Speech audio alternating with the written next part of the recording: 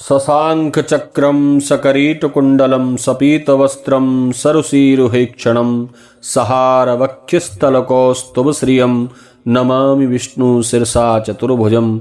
नमस्कार प्रिय बंधुओं, आप सभी का हमारे YouTube चैनल में बहुत बहुत स्वागत है। आज के इस वीडियो में आप श्रवण करेंगे फाल्गुन मास के शुक्ल पक्ष की आमल की एकादशी आमला एकादशी व्रत की पवित्र पावनी कथा। एकादशी व्रतकर्ता को इस दिन प्रातः स्नान आदि से निवृत्त होकर भगवान नारायण के सम्मुख एकादशी व्रत का प्रातः काल संकल्प करना चाहिए। आमल की एकादशी के व्रत में आमले के वृक्ष के नीचे भगवान विष्णु के ही स्वरूप परशुराम भगवान का पूजन करना चाहिए, कलश स्थापन करना चाहिए। तदुपरांत भगवान नारायण को पूजा में आमला अर्पित करें और फलहार सागार जो आप ग्रहण करते हैं उसमें भी आमले का सेवन करना चाहिए। एकादशी महात्म्य की कथा श्रवण करनी चाहिए।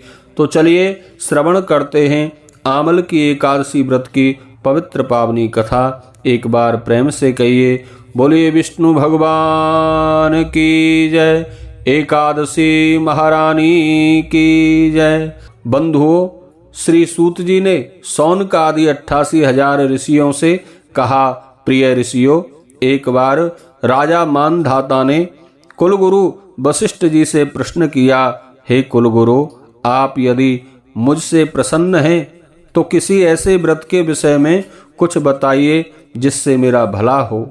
वशिष्ठ जी ने उत्तर दिया, राजन, फाल्गुन महीने के शुक्ल पक्ष की एकादशी का व्रत अत्यंत उत्तम है, जो मोक्ष प्रदान कर मनुष्य का कल्याण करता है। इस व्रत को आमल की एकादशी का व्रत कहते हैं।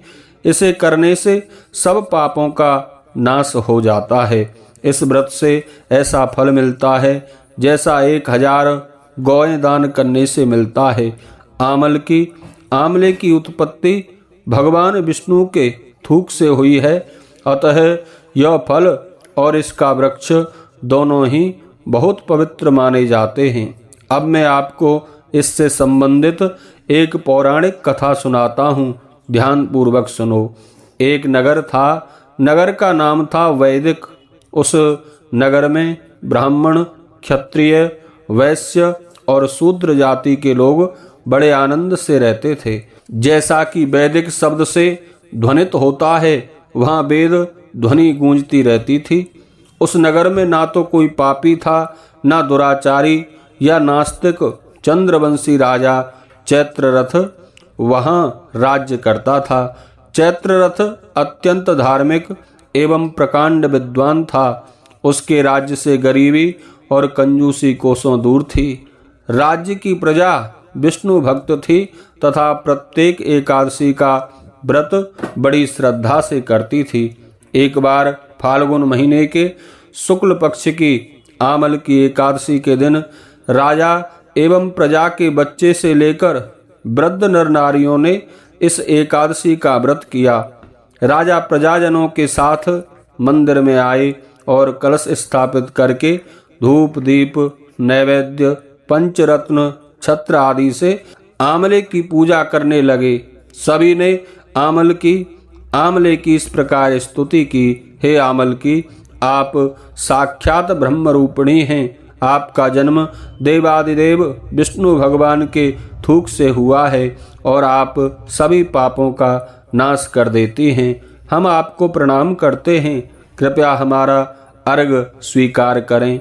आपका भगवान श्री राम ने भी सम्मान किया था। हम आपको बार बार नमस्कार करते हैं। हमारे पापों को नष्ट कर हमें कृतार्थ करने की कृपा करें। मंदिर में सभी ने रात्रि जागरण किया। रात में ही वहाँ एक बहेलिया आया।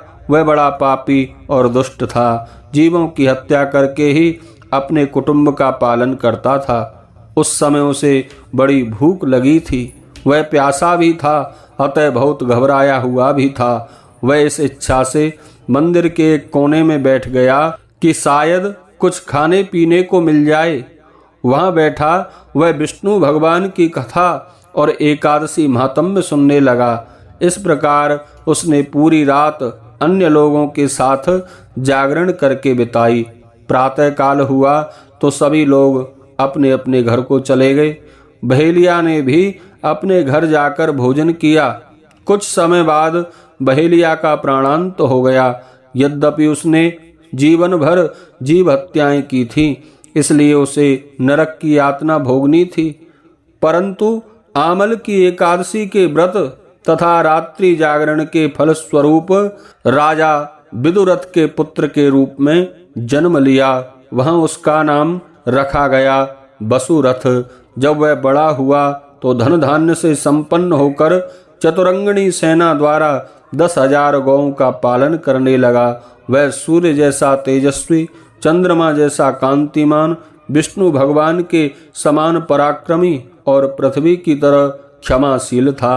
वह अत्यंत धार्मिक था, सदा सच बोलता था तथा विष्णु भगवान का परम भक्त था। सभी प्रजाजनों को एक समान समझता था और सबका पालन करता था। वह नेम पूर्वक प्रतिदिन दान किया करता था। एक दिन वसुरथ शिकार खेलने के लिए जंगल में गया। वहां वह दिशाभ्रम होकर रास्ता भूल गया और भटकता हुआ एक वृक्ष के नीचे जाकर सो गया। उसी समय वहां पहाड़ी डाकू आ गए। डाकुओं ने राजा को अकेला सोता हुआ देखा तो वे मारो मारो कहते हुए उसकी ओर दौड़े। वे कहने लगे, इस दुराचारी राजा ने हमारे माँ बाप, बेटे पोतों एवं अन्य संबंधियों को मारा है और देश से निकाल दिया। अब हमें चाहिए कि इसे मारकर अपने अपमान का बदला चुका लें।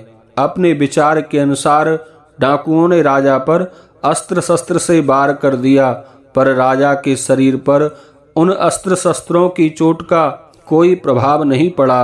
उल्टे अस्त्र शस्त्र ही नष्ट हो गए और राजा को ऐसा लगने लगा कि उस पर फूल बरसाए जा रहे हैं। संयोग ही समझ लीजिए कि डाकुओं के हथियार उल्टे उन पर ही चोट करने लगे, जिसके कारण वह बेहोश हो गए। उसी समय राजा के शरीर से एक दिव्य देवी प्रकट हो गईं। वह देवी एक तो स्वयं ही बहुत सुंदर थीं, उस पर सुंदर वस्त्र और आभूषणों ने उसकी सुंदरता को और भी अधिक बढ़ा दिया था। उसकी भौहें तनी हुई और आंखों से अग्नि निकल रही थी। ऐसा लगता था मानो वह साक्षात काल हो। उसने क्षण मात्र में ही सब डाकुओं के प्राण हर लिए। राजा की नींद खुली तो उसने सामने डाकुओं को मरा हुआ देखा। यह देखकर उसे बड़ा आश्चर्य हुआ। वह सोचने लगा, ये डाकू किसने मारे? मेरा हित चाहने वाला इस जंगल में कौन है? राजा यह सोच ही रहा था कि आकाशवाणी हुई, राजन, तुम्हारी रक्षा विष्णु भगवान के अतिरिक्त भला और कौन कर सकता है? यह आकाशवाणी सुनी तो राजा ने विष्णु भगवान को प्रणाम किया और अपने नगर में आ गया। सुखपूर्वक राज्य करने लगा। यह सब आमल की एकादशी के व्रत का प्रभाव था।